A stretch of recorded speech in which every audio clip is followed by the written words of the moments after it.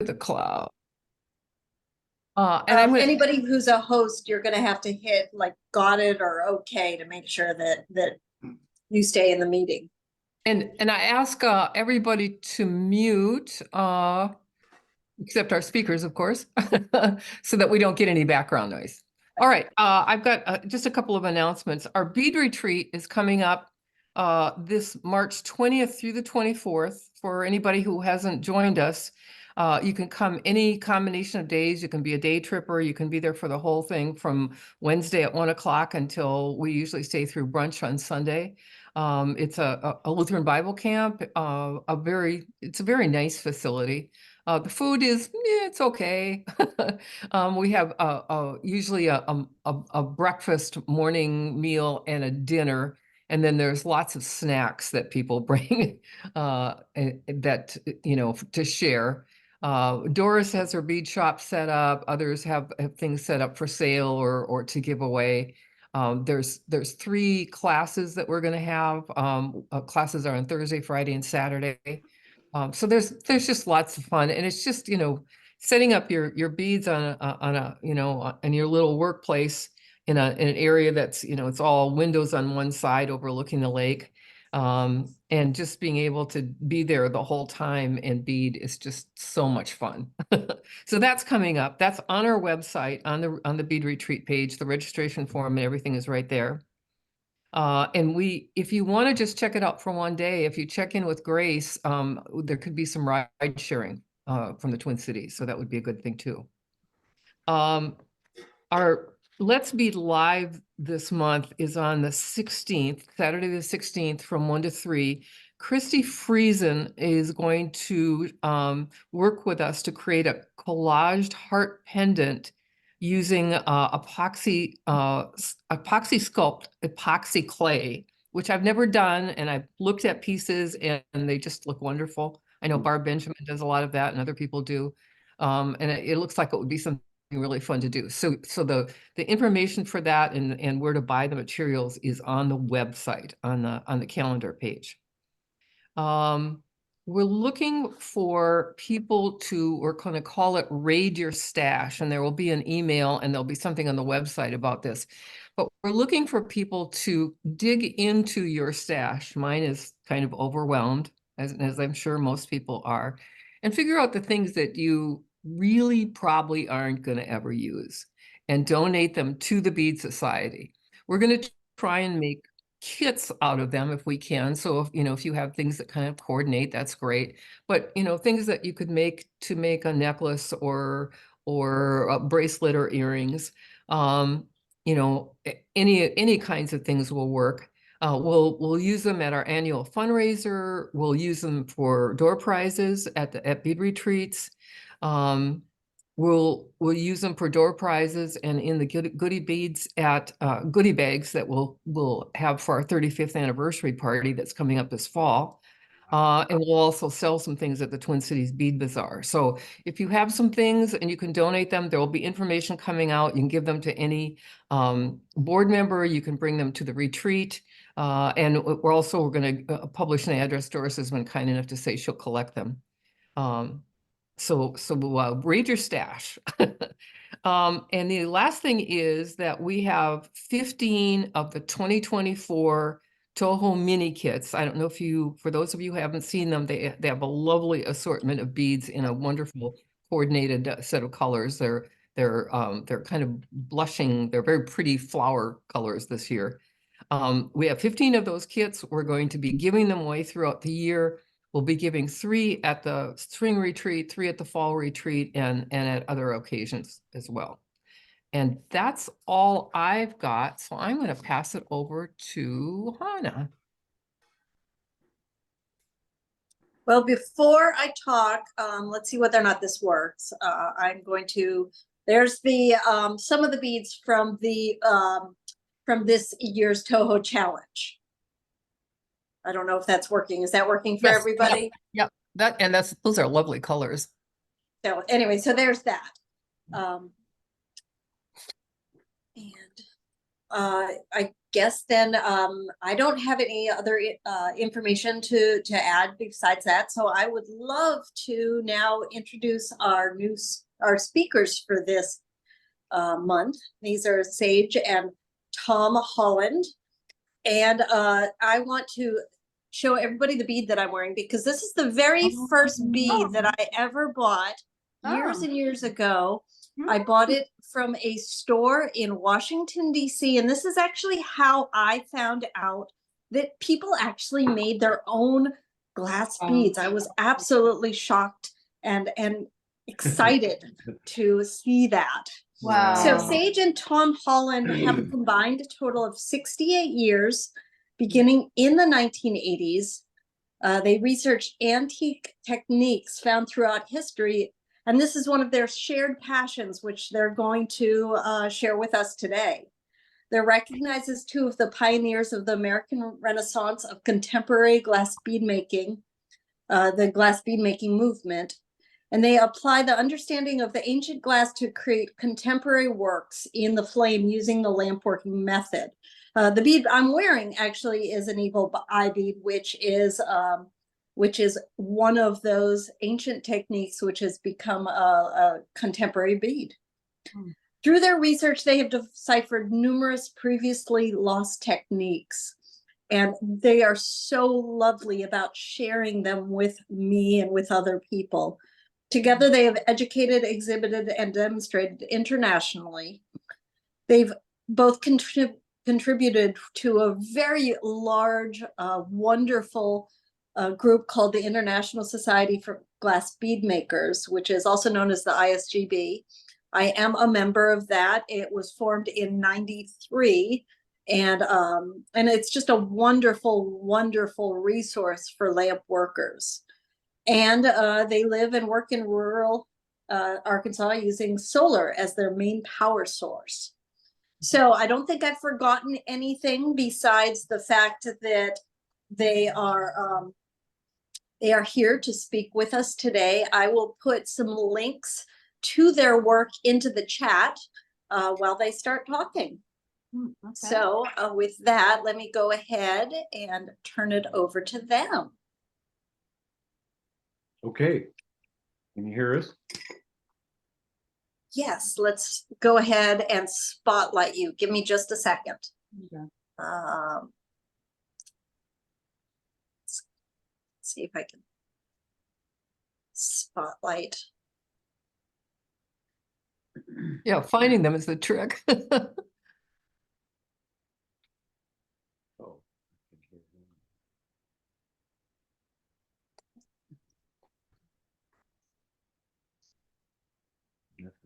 There we go. Okay, got it. All right. We want to thank Hannah for asking us. We really appreciate the opportunity. Yeah, we developed this talk a few years ago and haven't done it in a while, and it's going to be fun to see these images again and talk about it. Mm-hmm. So we can go ahead and start with the slideshow. Oh, there we go. There you go. And Hannah, I'll give you this little click for changing the slides.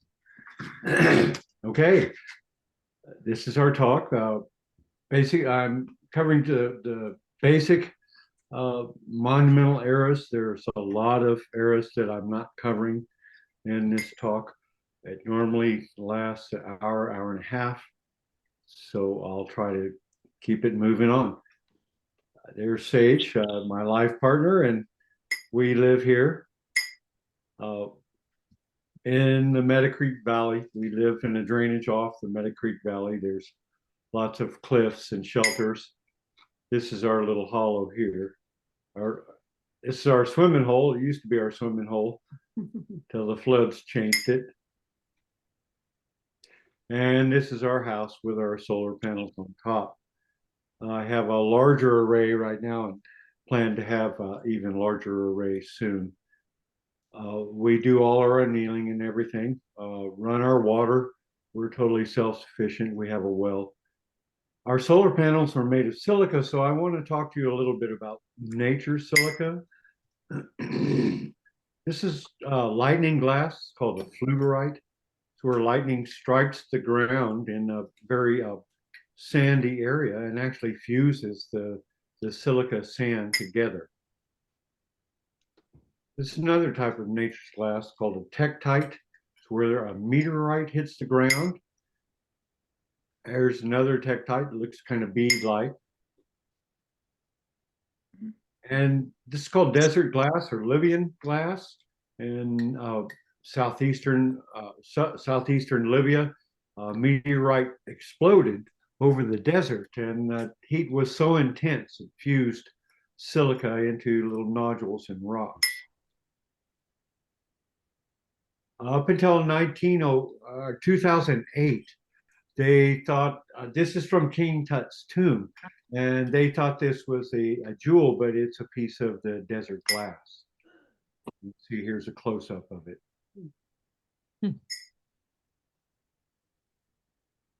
Of course, there's obsidian, volcanic glass. It's another form of glass that humans started using early on. This is an unusual type of glass. It's not a product of heat or pressure. It is from a jellyfish, and the jellyfish filters the silica out of the water and makes a silica skeleton out of the water.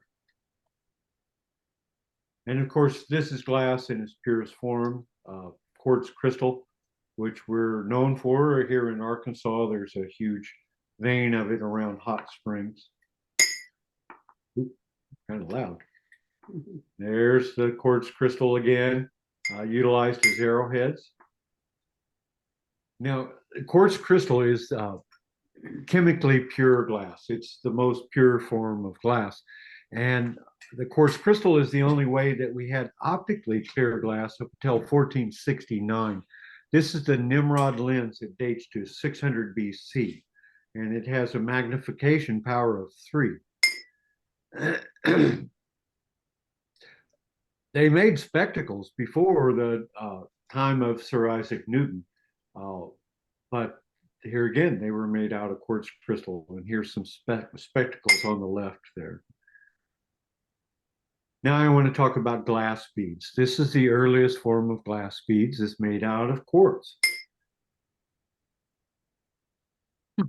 They made these beads with flint burins. These are called burins. That's how they drill the holes. The flint's not near as hard as the quartz, but it's just hard enough to put a little wear on it. And as you wear down the flint, you resharpen it like the one on the right and keep drilling your hole. With pecking and chipping, you can make little discs, and with these burins, you make disc beads. So these are very, very early Neolithic quartz disc beads. They date around 10,000 BC. This is not a glass bead, but I wanted to show you. It's from the Bomblos cave in South Africa. These beads date 90,000 BC. They're made out of mammoth tusks. And you can see they would, at the top, they would chip out a section of tusks and then round it off, then pierce it using the tusk as a handle, and then cut it off as a bead. Now, this technology was around for thousands of years, so when they learned how to drill holes in hard substance, they made the same form out of harder material like carnelian and quartz. There's these beads all strung up, what they look like. Now, to make these beads, they use sandstone, which is a lot softer than the material, but the sandstone is made out of quartz sand, and it acts as sandpaper. Sandpaper wears away, but as it does, it sands down the material. This is a unique way of polishing hard stones using bamboo. Once you grind it and you get a smooth as surface as you can with the stone, then you can take it to a high polish with the bamboo. Now, at around 10,000 BC, they were using the burns. Around 5,000 BC, they invented the bow drill. The bow drill allowed the beads to be drilled much quicker and longer beads to be drilled. Here's a photo that Peter Francis took in the 1980s, and you can see this fellow is drilling a bead with a bow drill. You can see under his leg on the right there, above there, there's a pot, and the pot has water in it, and it is siphoning down the cord water to keep his his bead wet, so it doesn't wear out his drill bit. As I said, they made beads longer and made beads out of more exotic material. They learned how to color the hard gemstones with heat, sometimes with etching. And so the stage was set for glass beads. These were very labor intensive, these hard stone beads. And there was a trade network set all from from India all the way to the Mediterranean for these type of beads. Later. Now I want to talk about the invention of glass, and it depended on what I call the Holy Trinity. The first is Venus. This is the Venus of Delphi. She is ceramics. She's burnished ceramics. She dates 27,000 BC. As time progressed, humans became more adept at making vessels, using them for functional materials, for storage vessels, eventually for water. This is a pre-dynastic vessel from Egypt. It's burnished, and it's also decorated with fire, with the reduction and the oxidation. Okay. They learned to use slip, terrasigletta, making the vessels more and more waterproof, but they just weren't glass.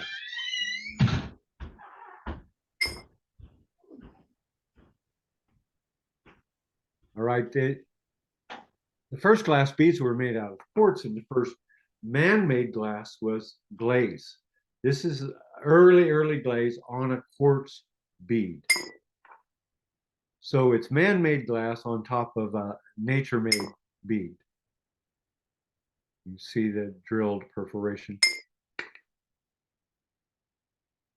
Now, they had silica technology by chipping the quartz and making quartz beads, but they also used quartz sand to make a material called faience. Faience predates glass, and some researchers think that it was the link to making glass, because sometimes faience was overfired.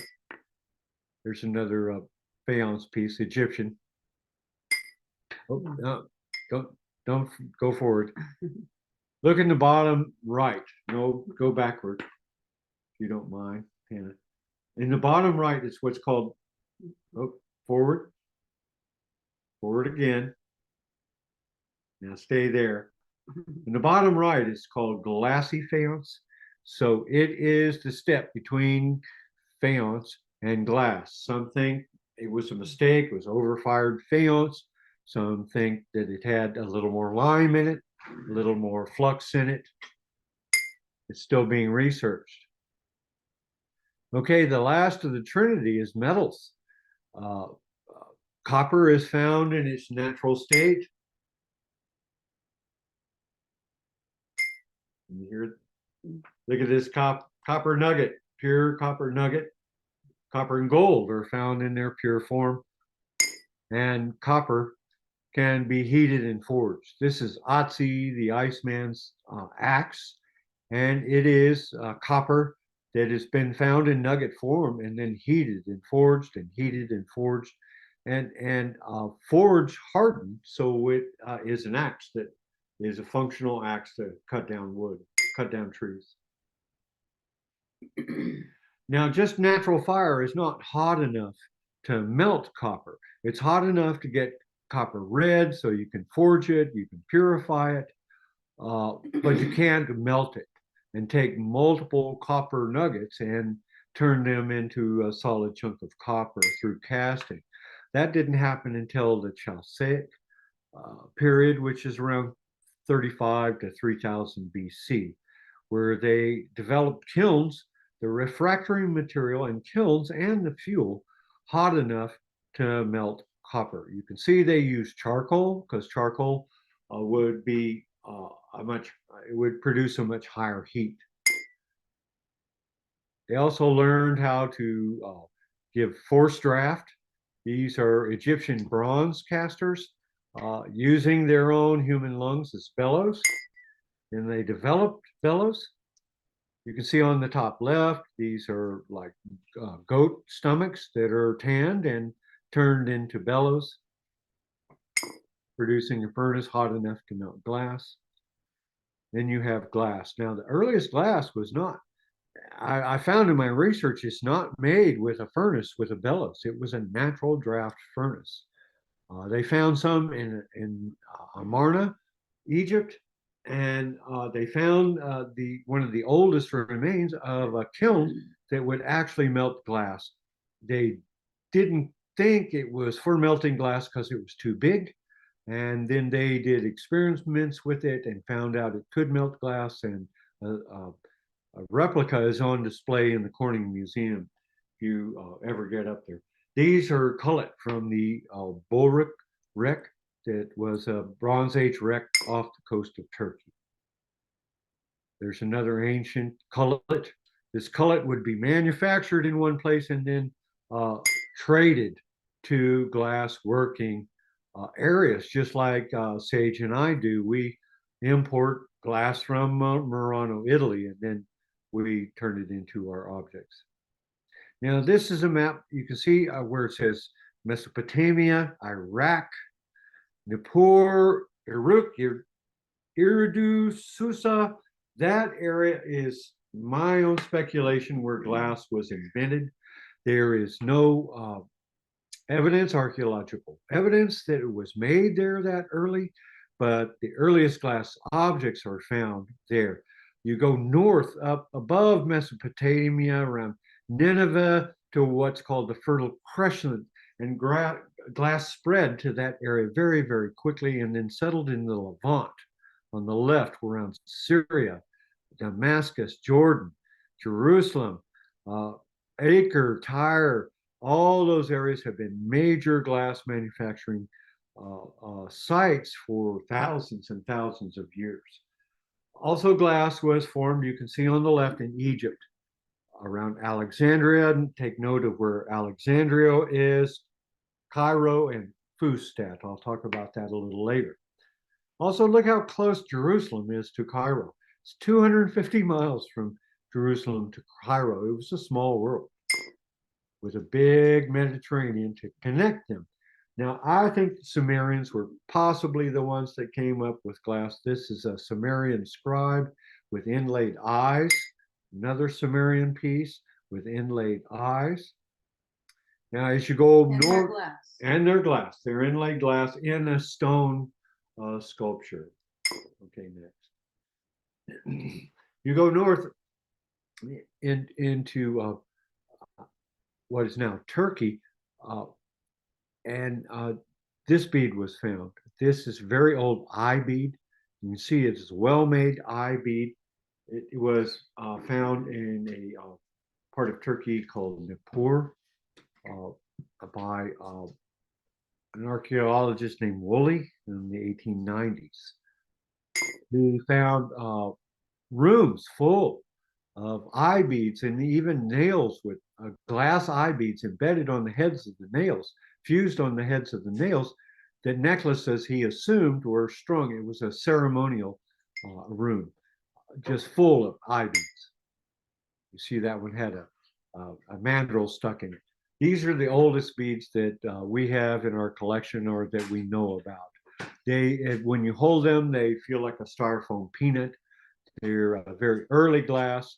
It's very unstable. And when this type of glass is in a moist area, the salt is wicked out of it. And so you're left with the silica skeleton. This is from the Bead Museum in Washington, D.C., and you can see on, I think it's on the top right. No, it's on the bottom, 13 or 3. No, yeah. no, I Oh, it's don't, this one. I don't see the whole This- image there.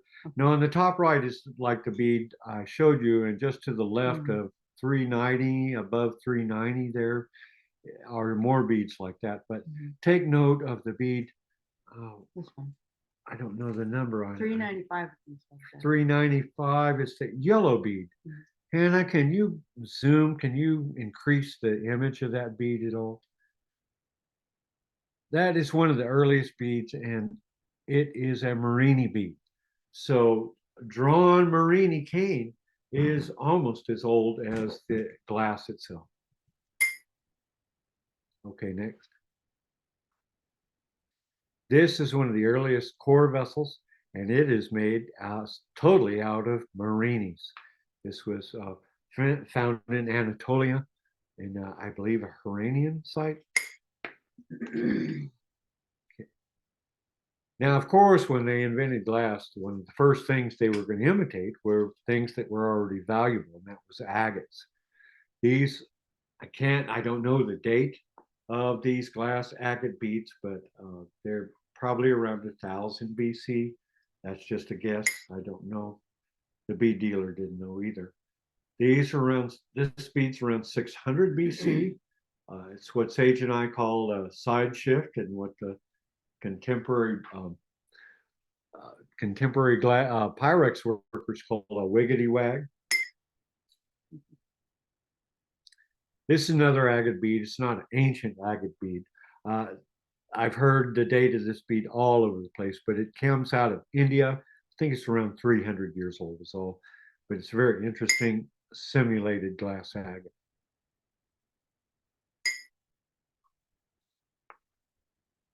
Next. Hang on, trying. Okay. Huh. I can see the cursor.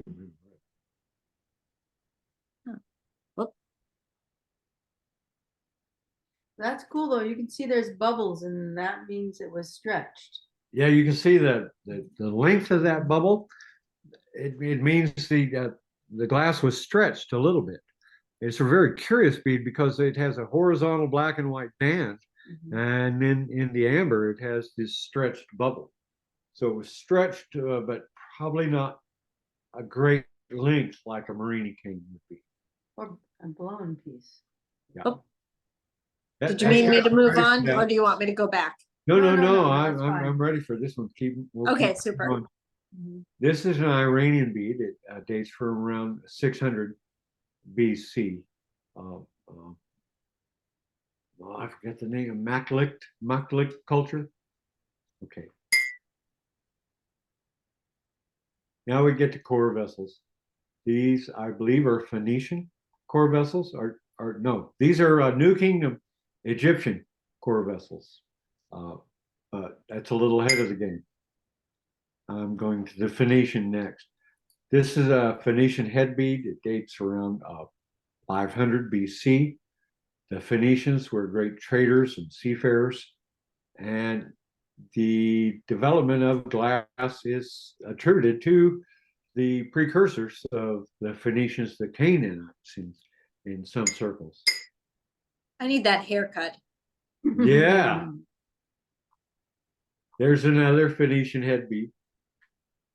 Looks like Brutus, Popeye and Brutus. A Janus head. This is at the Metropolitan Museum of Art in New York City. It's in the mezzanine, which is only open certain days. So if you're ever in New York, try to check ahead. It's got a beautiful little exhibit of glass beads and small glass objects that used to be in storage, but they don't have the money for the security to have it open all 7 days a week. So it's limited. And you'll see fakes, like I make head beads, but I never say they're ancient. But there are some out there, people out there that make these and they say they're ancient and they ask ancient prices. So be careful. Okay, next. Sweet. There's another Phoenician little creatures, figurines. And they're beads though, those are beads. They are beads. Mhm. These are Phoenician eye beads. This is a whole necklace that was excavated in Spain. One of the few beads that have provenance to them. A lot of the beads were not given a lot of attention, and a lot of them are ransacked and not well cataloged. That's right. Too late now. Here's some more Phoenician head beads. You see they have very large perforations. They're owned by the Scythians. Those were traded to the Scythians. Sage took that photo in Germany, Hamburg, Germany, at a Scythian exhibit. Another Phoenician bead, eye bead, large hole, large hole. This is your classic Phoenician eye bead. Which is Kind of- 1200 BC, right? Those are No. 600. 600 BC. Oh, wow. That's all. It's pretty new. And this is a Phoenician eye bead. This is the most exact Phoenician eye bead we've ever seen. And you can see how large it is. It's a very tiny bead, size of a pea, has 10 layers of stratification, 3 times around the top, 3 times around the bottom. All right, pay attention to this rosette. I don't know what culture this rosette bead is from, but we'll be covering the rosette later. But this is a Mediterranean rosette, and I don't know where it's made. It's old. It's old. All right, now the next era we're going to go to is the Egyptian era. Everybody knows about King Tut. His great-great-great-grandfather, Tutmos III, is said to have been the one to have brought, he was a warring pharaoh, and he brought glass into Egypt. He found the glass workers in the Levant, said, I like what you're doing, so you're coming home with me.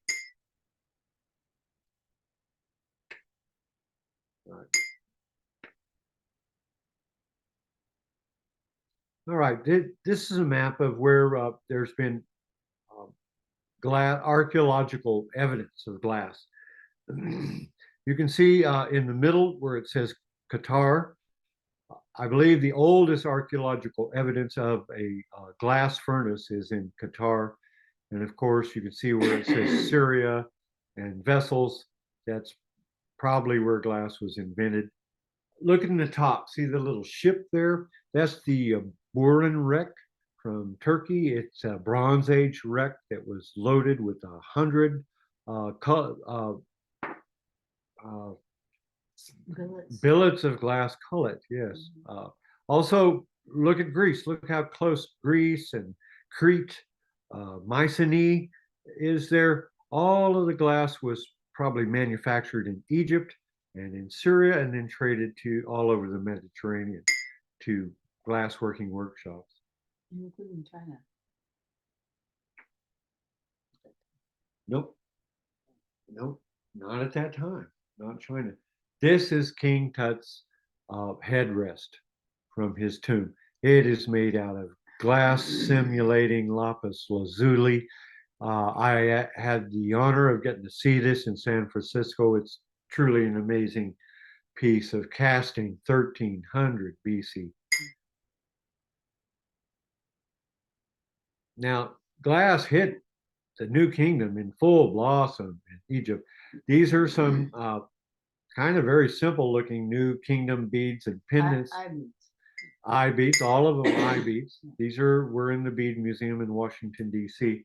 This is in the basement of the Sackler Gallery, the Freer Gallery in Washington, D.C. And this is a New Kingdom bead as well. It's what we call an Egyptian torso. You can see the beautiful pinching and color striation in this bead. Here's another example of that style of bead, and yet another example. Here's some of the pinching and another piece that is in the Freer gallery of Oriental Supposed art. to be two doves sitting next to each other. Two doves. Beautiful. New Kingdom. All right, at the end of the New Kingdom period, you had what's called the Intermediate period, and glass manufacture, glass working died out and was not seen in Egypt again till the time of Alexander the Great, who set up Alexandria and one of many Alexandrias in Egypt, and glass manufacturing was done there. And this is what we call a Cleopatra bead. It's from the Egyptian Greco-Roman period. So And glass, that's gold in there. that's gold flecks in there. There's another example of that bead. And the glass manufacture in Egypt was strong from 400 BC to around 400 AD. There's another Egyptian bead. That's a Merini bead that's credited to the Egyptians. And now we'll go to Greece. These are Grecian pieces. They are cast pieces. The Greeks did not make glass, but they worked glass that was imported. They would inlay furniture and embellish their architecture with glass, and they made beads as well. This is a bead that's accredited to the Greeks, though we don't know this for sure. We call this a Hellenistic pendant, and we use, a sage in particular uses this idea a lot in her designs. Here's some other examples And I've taught it a lot. of that bead, and she's taught that bead a lot, yes. And another whole necklace of them that I took the photo of in Istanbul. This is a agate bead, a glass agate that's accredited to the Greeks as well as these. Look at the one on the top right. I just love that one. This is a Hellenistic bead as well. It's a cabochon bead. And you seed beaters, I want you to pay attention to this particular bead because this is a earliest evidence that I know of a drawn bead. You can see they drew the bead out in sandwiched colors and then cut it up and ground it into a cabochon. And you can see from the photo on the bottom side, you can see the lines, the bubble lines. That's an indication of the glass being drawn. And that means stretching That means drawn, stretching, pulling. after it's blown. I've made one of these beads, and I think this is a direct link to the invention of glass blowing, is through glass beads. Now, the Romans invented glass blowing, and these are some small blown, drawn, blown, and pinched beads that's accredited to the Romans. This is the earliest image of a glass blower. This is from the 3rd century AD, found in Israel. And you can see his furnace in the center, and he's holding up a blowpipe and blowing a glass vessel. The earliest blowpipes were made out of ceramic. That's a lantern. An oil lamp, yes. It's an image on an oil lamp. The Romans made all kinds of things out of glass. This is a simple spindle whorl. Simple beads, twisted cane. First evidence of clear glass. This is clear glass goes way back, but not optically clear glass. To make a twisted cane like that, you need clear glass, though. But not optically clear. I know, but you glass. can see it's clear in there. Of course, it's clear, but it's not. You couldn't make a telescope with it. No. Okay. There's another bead that we're not sure if it's Roman or Islamic. We're not sure if it's a loom weight or an actual adornment, but Sage and I just love this bead. Mm-hmm. The Romans after the New Kingdom period, the Romans really mass-produced glass. They made glass affordable to the common person, and they would make press mold pendants and medallions. They made exquisite Merinis, pictorial Merini canes. Some of them were so complicated they would just make half the face and then cut two slices, and you can see in the bottom center, they'd put the two slices together to make the whole This face. is in the Met. This is in the Metropolitan Museum in New York. It's in the Egyptian section. If you see the faience hawk, Horus, it's in a little walk-through room behind that. It's kind of hard to find, but it's worth seeing if you're ever in New York. Just that little exhibit's worth seeing by itself. This is more Roman Marini piece, where one piece was made and then four of them were put together to make the plaque. Another face cane with half the face. First image of Liberty. There's the other half of that headband. They did geometric shapes. They would use geometric shapes and they would decorate their villas. They would embed them in the frescoes, in the plaster on their walls. These are all little Marinis, little components. They're made and then fused together into a cane. Look at that.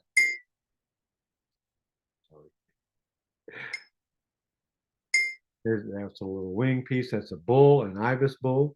And Marini is a cane that's a construction of many layers of different colors of glass and sliced.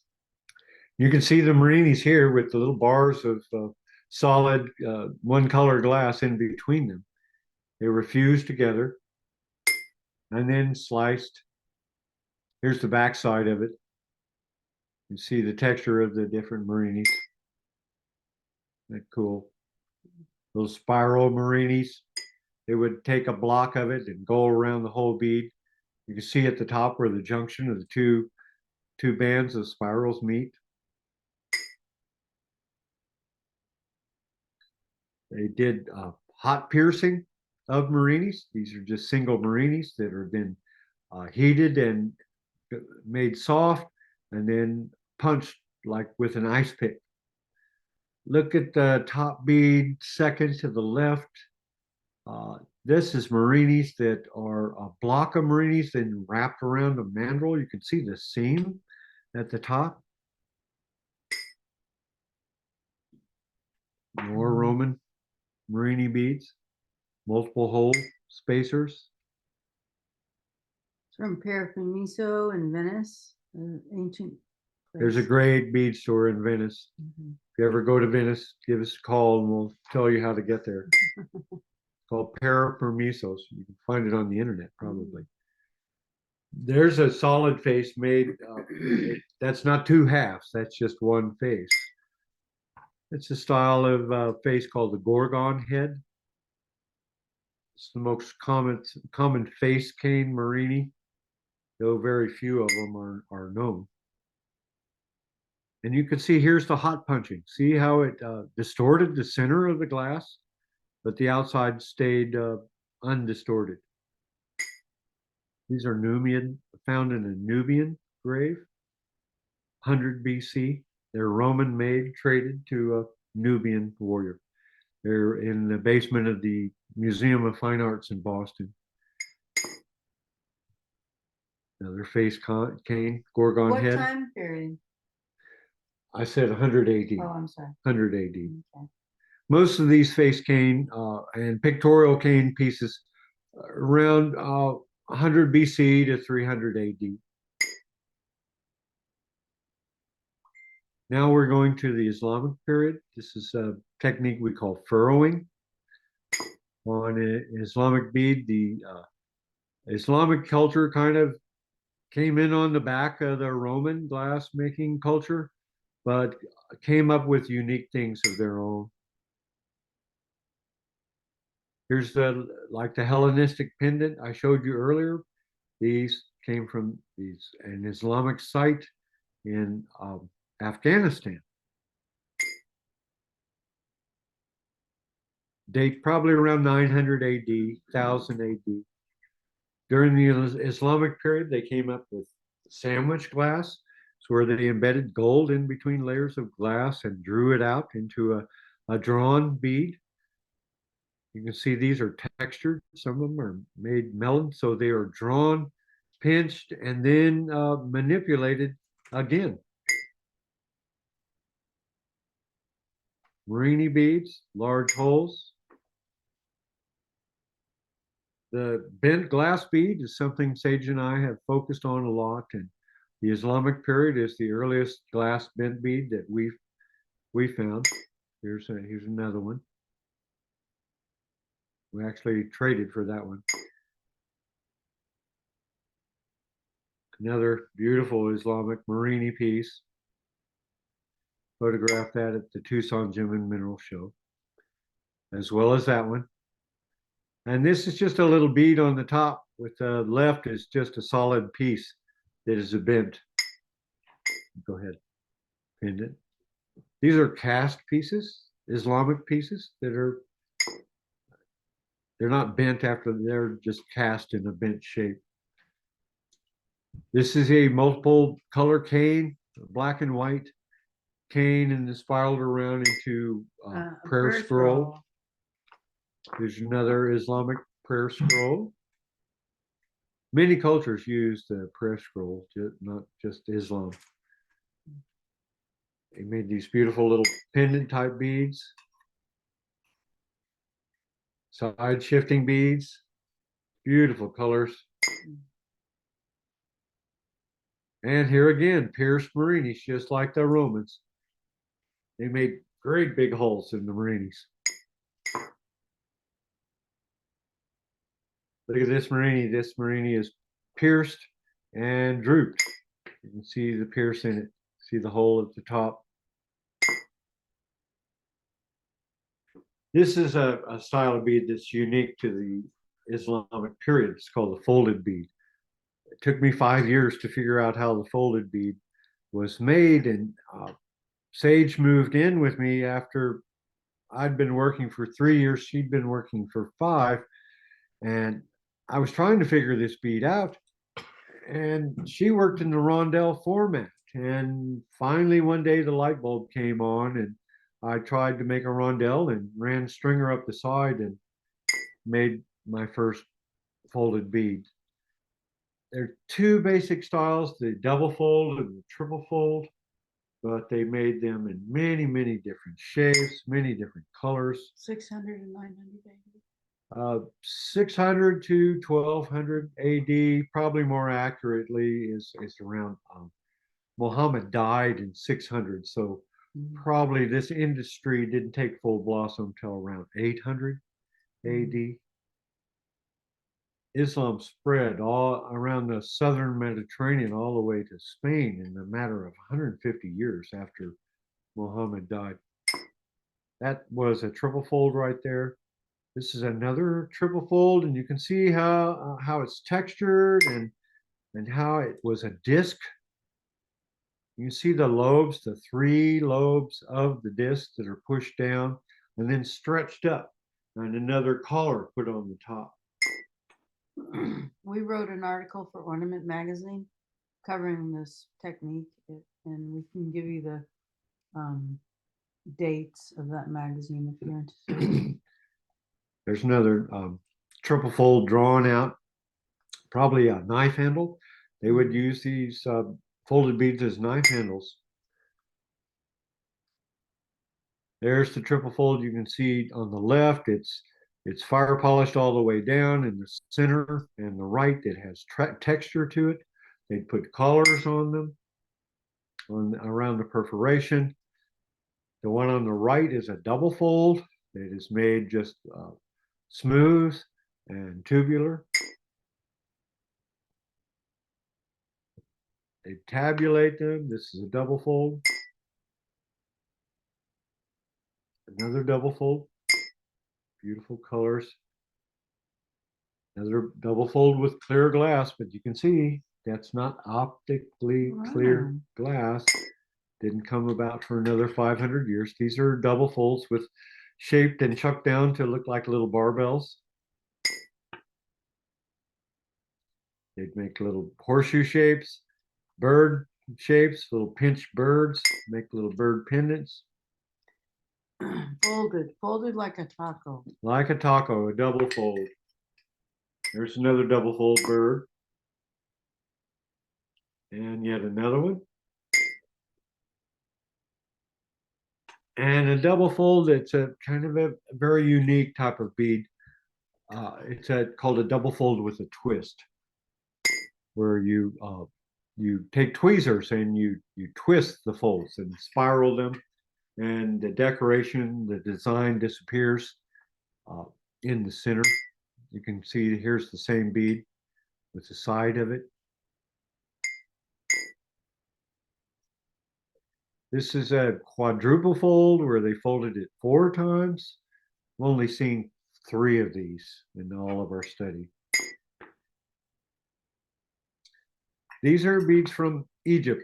It's during the Islamic period, made in an area called Fustat in northern Egypt, close to the Mediterranean, where they took cane, twisted it right-handed and left-handed and put them together. Okay, the next area we're going to is Venice. After the Islamic period, the Venetian Empire started making their wealth on glass. The first glass was worked in to Torcello and then moved to Venice proper. Then in 1197, they moved the glassworks to the island of Murano that you can see on the top. That little island grouping on the top there, that is Murano. I believe, yes, it says Murano.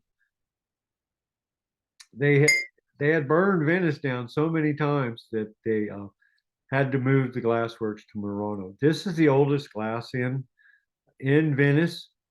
It dates from the 600 AD. It is a mosaic of Moses, but the glass was manufactured in Egypt. They did a chemical testing of the glass, and it's Egyptian glass assembled in the Venetian lagoon.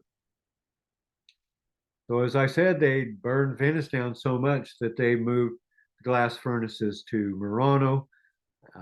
It was safer there, and they were able to keep an eye on the coming and going of the island and protect their valuable trade. Now, lamp working is very, very old. The oldest evidence I know of it is from the 1500s, but I'm pretty sure it goes back further than that. This is a 19th century lamp worker. You can see her foot is operating a bellows, and you can see the pipe on the right coming in is natural gas. Before they used natural gas, in 1849, the Venetians started using natural gas, and before that time, they used tallow, sheep tallow. It's like lard from sheep. These are the oldest lamp wound Venetian beads that I know of, or that I've heard an opinion of. And the Venetians did all type of lamp wound beads. And then around the 1400s, they started making drawn beads, which made the manufacture of beads a lot more productive, a lot more rapid. These lamp wound beads are made one at a time, whereas pulled beads, drawn beads can be made in mass.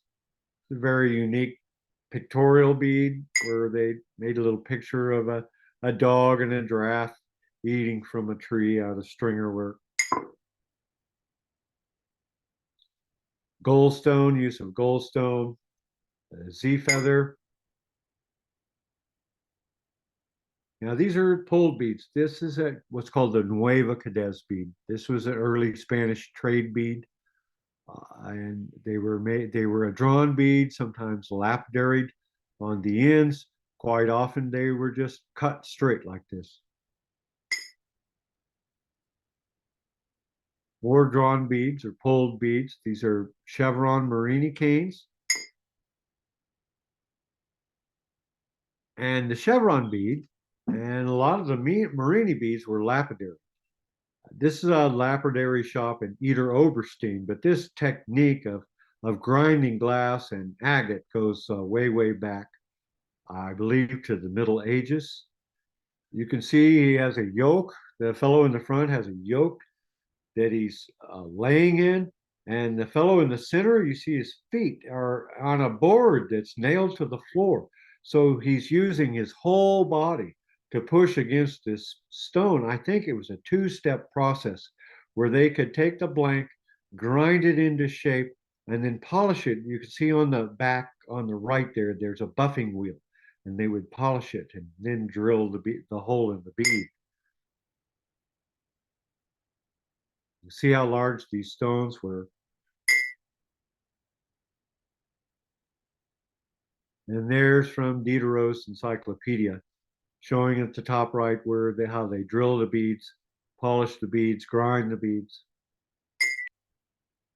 Also showed that yoke they laid in. These are faceted beads, Venetian faceted beads. The ones on the top and the bottom are called Russian blues. The large ones toward the center have a white heart to them. And of course, the chevron. Christopher Columbus had chevrons in 1492 when he came to the Americas. And they're a lapidary bead where the cane is pulled and then the edges are ground to expose the different colors. And that's about the time that the seed beads were created, right? This is about the time that seed beads were By the way. first start being manufactured, or what the researchers say that the Venetians started making seed beads around the 1400s. These are the green 7-layered chevrons, the type that Christopher Columbus carried. This is a very unusual 7-layered chevron, black and red. And gray. And gray, yeah. And it's 7 layers. It's hard to see, but it's 7 layers. They quit making 7-layered chevrons in 1562, somewhere around that time. These are chevrons traded to Africa. They were either broken accidentally or intentionally, and the Africans would drill holes in the broken pieces and make pendants and beads out of the broken pieces. Really beautiful. All different color chevrons were made from the 1400s and are still being made in Murano today. It's probably a 20th century chevron, then bent afterwards. Chevrons were imitated with stringer work. And this is not a chevron bead. It's a red, white, and blue bead, like a chevron bead. But this is the bead that got me personally interested in lapidary work. I love the transition of the colors, how soft they are, and grinding is the only way you can get that gradual pastel Transition. almost transition and blends of color. There's the end of it. You can see there concentric circle canes, not chevron canes, and they are lampwork. These canes are put on a mandrel and then fire polished, made one at a time, and then lapidary to expose all those layers. These are the famous Guillaumin beads, elbow beads. Here again, you can see they're lapidary. If any of you have any of these in your collection, go look at them under a magnifying glass and you'll see scratch marks on them where they lapidary them. When a Marini is fire polished down, the top kind of collapses in and you can't see the detail of the Marini. So the lapidary work allows what I call opening the window And of the it's Marini. highly unappreciated and misunderstood. Yeah, they don't know that.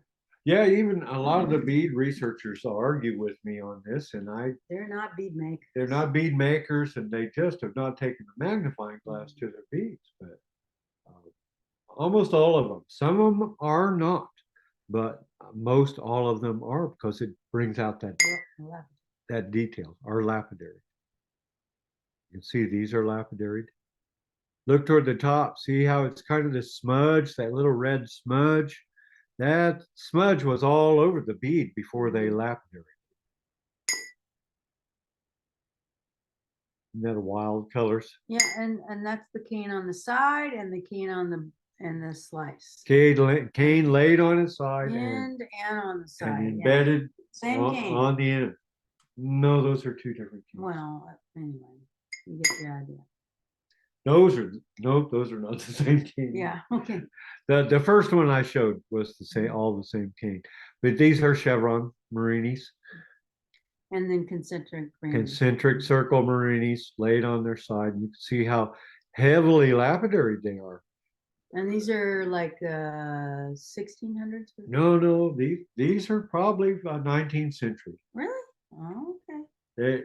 There was a big call for beads in Murano in the late 19th century, between 1878 and 1884. They were producing 30,000 pounds of beads a day. That's 15 tons of beads, glass beads, every day.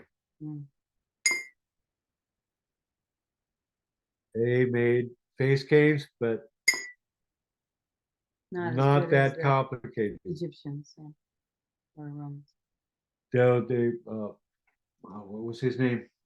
Frenching. Franchini excelled in face cane rings. We won't cover that right now. Yeah. This is a drawn bead that is blown and then brought to the torch and lampwork decorated. Additional. And with a nod and a wink, we're going to leave the Mesopotamian area and head east. It's an amazing thing to me. The Chinese and Asian cultures came up with ceramics first. They were right in the lead with copper and bronze. They excelled in bronze. They were the first to make porcelain, which is a very high temperature ceramics, but they did not discover glass until 1000 BC. Glass was invented in the Mediterranean a full 1,000 years before it came to Asia, and I don't know why. You think Marco Polo had some bring It came before Marco Polo. Before Marco Polo. Attila? You know, these are Neolithic buys. These are from 4000 BC, made out of jade, a very hard stone, very time consuming. And how they didn't come up with glass, I don't know. Maybe they like jade better. They came up with exquisite bronzes. Look at this bronze piece. This is I think a wine vessel, Cauldron of some kind, yeah. And that's in the Smithsonian. Yep. Here is a bronze simulation of an eye bead from the Warring States period, which is what I want to cover next. The Asians, the Chinese came up with faience here again later, but they came up with a faience on the right. It's called Chinese purple. And it's similar to the glassy faience that I showed earlier. Mhm. These are faience beads from the late Zhou dynasty, or not Zhou, yes, the late Zhou dynasty, beginning of the Warring States period. Now, remember I showed you the rosettes from the Mediterranean. These are rosettes from the Warring States period. They put rosettes on their ceramics on the bottom, rosettes on their bronzes on the top. This is what the glass beads looked like before the Warring States period. They were very crude, very basic, undecorated beads. And then you get to the Warring States period, and all of a sudden these magnificent dot beads, eye beads that have never been matched in history, all of a sudden appeared. And in the course of 200 years, they disappeared. 440 to 220 BC. 440 to 220 BC, that's right. One thing I know. Now there you can see there's the Mediterranean Marini I showed earlier. And then the Warring States Marini with a twisted cane around the end. More rosettes. I said Marini, I meant rosette. It's what we call the Golden Joe. And the rosette is dots around dots, usually 6, but there were other arrangements. They made 3-dot rosettes, 4-dot rosette, 5-dot rosettes, and 6-dot rosettes. Look at the dot work on this. This has got twisted. It's hard to see. It's so eroded. Has twisted cane around the perforation. It's 2,000 years old. There's a beautiful rosette there with a horned eye dot that is 1, 2, 4, 5. 5 layers of horned eyes in the center of the rosette. You see it has a large hole, large perforation. There's a 3-dot rosette in the middle, but 3. there's side glance. That's what we call side glance. Side glance in a rosette. Mhm. And this is a prime example of what we call masking. You can see the base bead was black, and then they made dots, and you can see the center mustard dot was pulled at the corners, and then the dots on the ends were pulled into triangles, and it made a negative space that looked like a black bar that they inserted dots When in. the glass is hot, you can manipulate it, and that's what he means by pulled. Yeah. Surface manipulation. I take a little pick, and I can take a dot and then pull that dot at 4 places and turn it into a square. Look at the stringer work around the It's so perforation, difficult to do. and very exact. Mm. Large perforations on a lot of their holes. This photograph is by Robert Liu, not by us. We don't have that good of equipment. He's from Ornament Magazine, of course. This is our photograph. This is the tiny dot bead. This is an old photograph of ours in a friend's living room. Tiny dots are basically granulization hand melted with the tip of a thread of glass. You see the diagonals of tiny dots. The That- other ones are stratified eyes. This bead, I counted, it has 11 dots in 10 millimeters. So in 1 centimeter, they fit 11 dots. And we wrote an article for Ornament on this subject as well. Yeah. It's a masterclass in ancient mooring stains dot work. They would do double dots. Oh, there's that one again. There's some more double dots, and you can see how the white glass would erode. These Warring States beads are lead barium glass, which is a softer, lower temperature glass than the Mediterranean glass. They feel as heavy as a bullet. They're very, very heavy. Feel like lead. Made them large and small with the tiny dots. Made eyes with side glance. These are handles for lacquer vessels with side glance glass dots put on the handles. And the symbol was significant protection and spiritual connection, I think, right? The whole rosette thing. No doubt. I've not read any literature about the myths of it, but I think that's pretty good Yeah, it's speculation. The tubular beads with stringer work and dot work. We're very inspired by now those type of work. oh, my goodness. Yeah, there's no contemporary glass bead maker right now that have done anything quite like that. I'm gonna try one tomorrow. Remind me. the horned eye bead. Warring States. Look at how large the perforation is on 1, 2, this. yeah, so many. 1, 2, 3, 4, 5, 6, 7, 8, 9, 10, 11, 12 layers. Is that right? Anyway, you can tell the layers. Each layer. 12 each layers. Stratification. Yeah, I forgot. that's a lot. 12 layers of stratification. And they're look at so it. even, and they're not overworked. They're not It slumped is, over because of the heat. it is hard to lay dots down by hand that are smaller and smaller, making a cone, and get them that parallel. And It's they just a use real challenge. less flame because their glass had more flux and it was softer. Right? Yeah, the lead is Mhm. very aggressive flux. Another Warring States piece that has little hourglasses on it.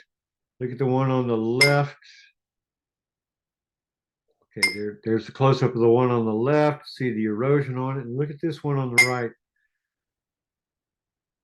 Look how exact and beautiful that is. It's a very suspicious We're bead. not sure how they made that, those little triangles. Look, here it is with light on it. Mm. And It looks like those dots are painted on. clear. Almost looks like stain. And it is kind of a clearish whitish glass, which they had in the Warring States. It's in the Smithsonian. Nope, that's in the Royal Ontario Museum. Oh, we went there too, yeah. It's at the Royal Ontario Museum in storage in the basement. This is a very unusual Warring States bead. This actually, we're fortunate to have this in our collection. It's the nicest example we've ever seen. It is a Fairly simple bead. it's simple, but we're not sure how they made it. Tongs, It's like tongs, like the Czechoslovakians pressed. did it.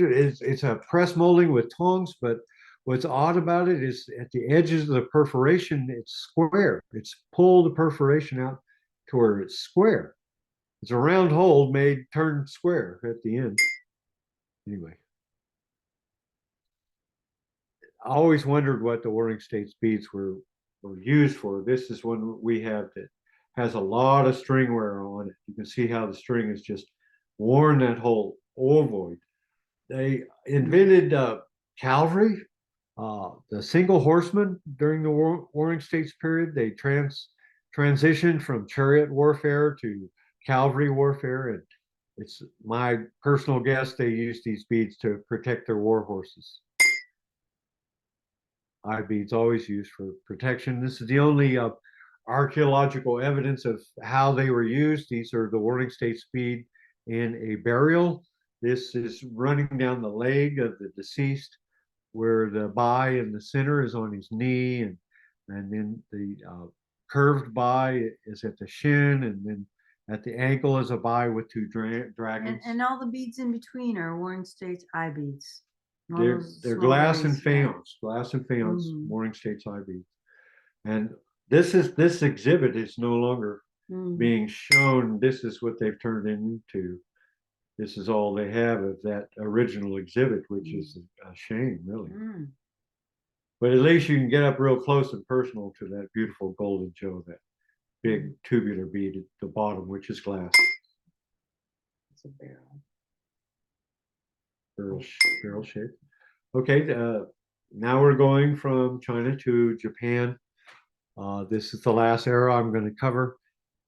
The Japanese had an unbroken tradition of glass bead making from the old tomb period up until contemporary times. The first bead makers, glass bead makers, Sage and I ever heard of were Japanese. And they had a tradition of beads where they had no pockets, and they had a kimono with a sash, and they would suspend what's called an inro, which is a basket or a pouch or a box from their belt. And it's suspended by the netsuki, which is a button at the top, and the lock is the ojime bead, which is above the inroad box, and it's used to open and shut the ensemble.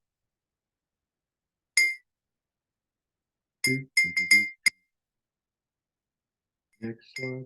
There you go. There's the whole ensemble there. Sorry about that. That's all right. A lacquered piece. And you can see on this one, the ojime or the netsuki at the top is a box itself.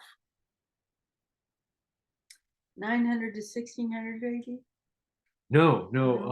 I'm so bad at this stuff. The Edo period is 1780 to 1860, and after that you have what's called the Meijing period that lasted up until World War One. During that 150-year time period, they used the ensemble with ojimis and netsukis.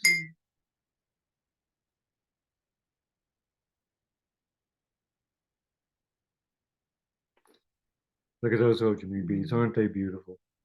Something about those. Just the color, the texture. Tweezering. as well. The Twisted cane, bottom tweezering. center bead has what we call Mhm. tweezering. The top right is a Venetian technique, the Mhm. twisted cane with clear glass. Just so masterfully done. And they have fairly large holes for the purpose of They were being used. used as a toggle. Yeah, 2 strings had to go through it Mhm. to slide up and down. Uh-oh. Oh, can you go backwards? Yeah. Yeah, look at those. Look at this. Look at the center bead, second from the bottom. Hmm. Classic Edo design. The one to the left of it is tweezering with this classic design. The one above it, and at the very bottom on the left column, all the ones on the left column are tweezered beads. There's a heavily And they tweezered left bead. the texture. They didn't melt it all in. Yeah, so cool. When I first started making beads, I put stringer on there, and one day I took my tweezers and plunged into the body of the bead and twisted the stringer. Oh, I thought it was so cool. I Mm. ran and showed everybody that would give me the time of day, and thought I'd invented something new, and no, it's been done for hundreds of years. But not in America so much. You remember the Islamic bead with the multiple stringers? This is done the same way, kind of blended, layered in and out. I'm not sure how they did this bead. I just love this bead. Very simple, Very Japanese. very Japanese. That marine is very Japanese. They use that particular spiral marine a lot. Just easy squiggles, just beautiful shape. Yeah, they Easily don't done. get too complicated Nope. in Japan. These are Taiwan. more Edo beads that are traded to Taiwan and strung by a tribe called the Paiwan tribe. Very rare and very valuable. But Mhm. there are new tribes doing it contemporary as well. Yeah. A lot of the Edo beads are being knocked off by the Indonesians, Yeah. and they're doing such a good job of it. I don't think that's a good thing. Well, it's only Well, bad if they say it's old. yeah, if you rip somebody off. Yeah. Can you back up? Yeah, there. This toward the end. This is one of the cultures I couldn't cover. This is a Vietnamese bead. It's a ear spool, It's actually. an earpiece. It's Mhm. cast and carved, made out of glass. Dates around 400 BC. Wow, that's And just another beads of interest. These are the last ancient beads I'll show you. These are Celtic beads. Hmm. Around 400 BC, 600 BC, found in England. Hmm. Really like to learn more about the English bead, glass bead making tradition. A lot of really unusual things were done in the Celtic period. Okay, next I'll just show, here's how we use the folded bead. There's an original at the bottom and 2 of sages at the top. This is one of my bead. This is a blossom fold, and this is the first step in a triple fold, where you take a disc and you push it to the left 3 times and push it to the right 3 times. I make them so they interlock, and it makes an interlocking necklace.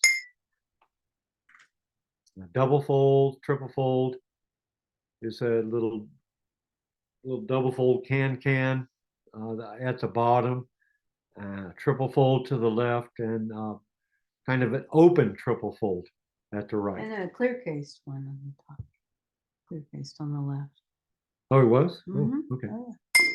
By Bo Anderson. More variations that we've done. And prayer scrolls. Prayer scrolls, just using that double bead. Another prayer scroll. Made in like 2000 or something. And that's All right, it. That's the okay. last slide. There's one of Sage's eye beads. That's how she raised her son on this West Coast with eye beads. And he'll turn 44 on the 4th of April.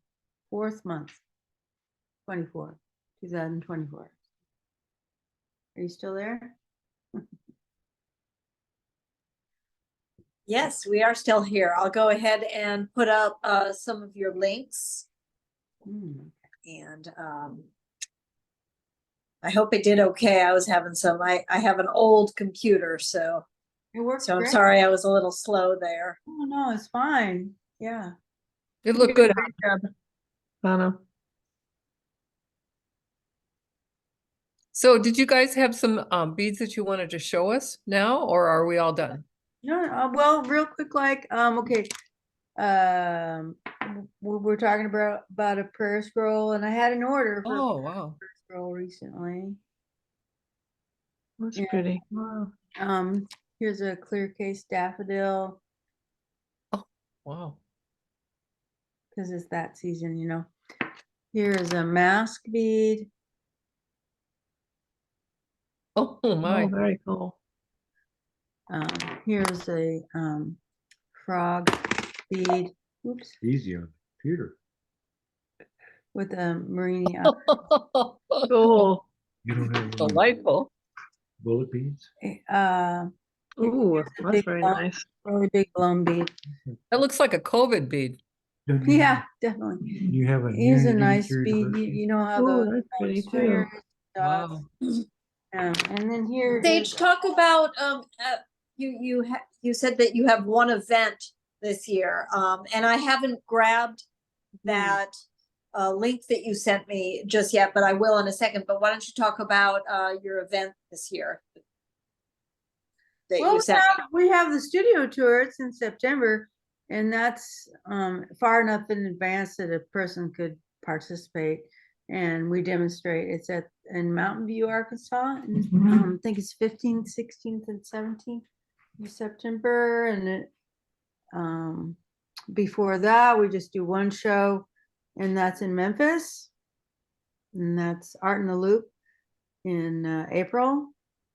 But we're pretty pressed for orders right now, and I'm in the Fine Art Museum in Little Rock, and I'm keeping them stocked with advanced things, and a few other galleries in Eureka Springs. You should check out that town. It's so cool. It's in Arkansas, northern Arkansas. It's the cutest little quaint town. Here is a gorgeous family cane bead by Tom. Oh, wow. Isn't that gorgeous? That's pretty. Those are concentric ring marinis that have a large opening of transparent glass, and it's over silver, and they're lapidary as well. So they're very much like stone, the way you cut and polish after the hot work. Becky says this was fascinating. Thanks. Oh, you're welcome. And Beth says wonderful history on and insights on how these historic beads were made. Thank you so much for sharing. Just wonderful. Our pleasure, our pleasure. And we do some marinis other than concentric ring. This is a little face. I'm not done with it yet, but you can see it has here and everything. Right. Sage is doing a lot of eclipse beads. Eclipse beads, because we're in On the the- totality We're in totality. here in Arkansas. April. That's right. Right here where we live, and we're going to be inundated by hundreds of thousands of tourists.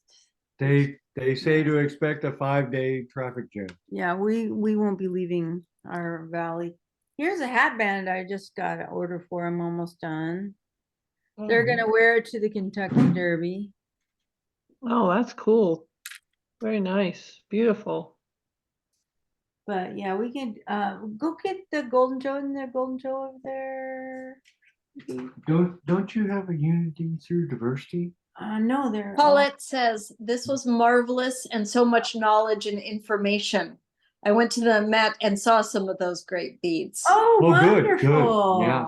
Good for you. Up in the mezzanine. Mm-hmm. Yep. It was fabulous.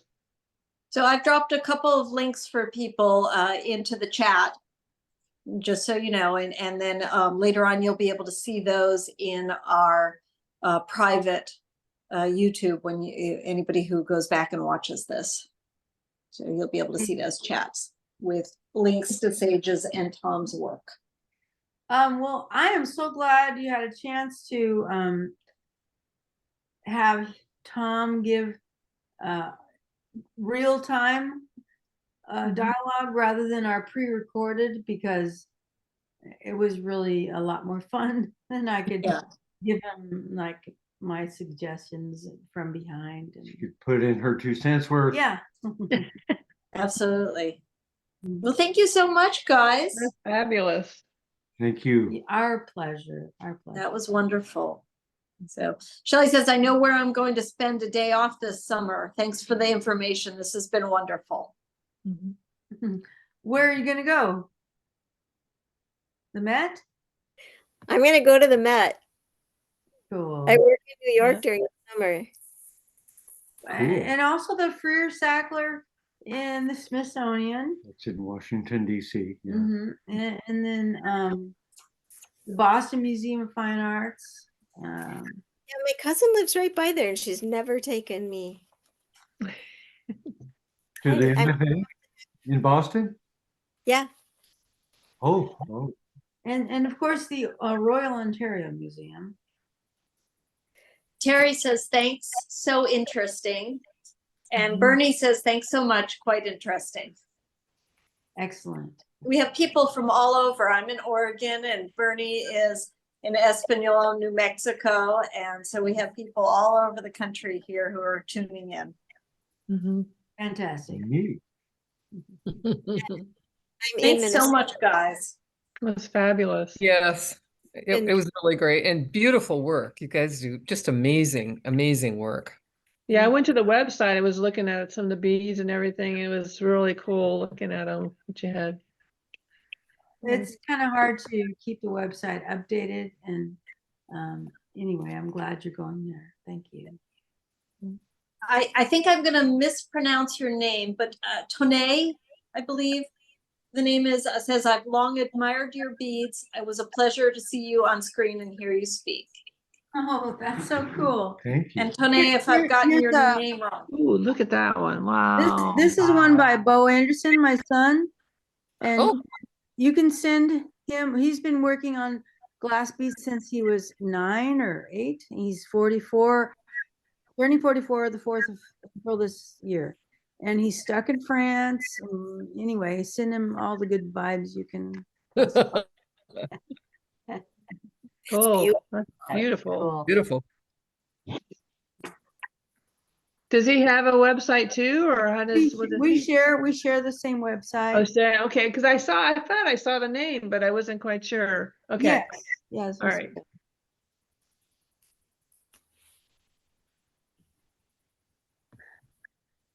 Well, happy beading, everybody. Well, thank you Yes. guys so much. We so Thank you appreciate so much. it. We appreciate it. Thank you. And guys, all of their Mm. information is in the chat. Mhm. And you can always find them on Facebook, Sage of Holland. Tom, you don't have your own Facebook, you do you? No. Okay, so you can With her. contact through Sage and also look for her on Instagram. Do you remember what your app handle is, Sage?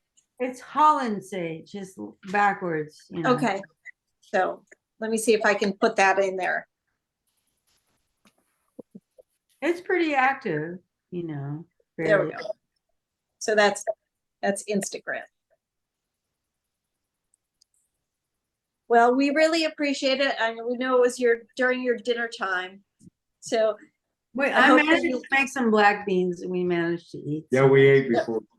okay, super. And I'm going to go make my stepson some spaghetti sauce now. So Bon appetit. Bon appetit.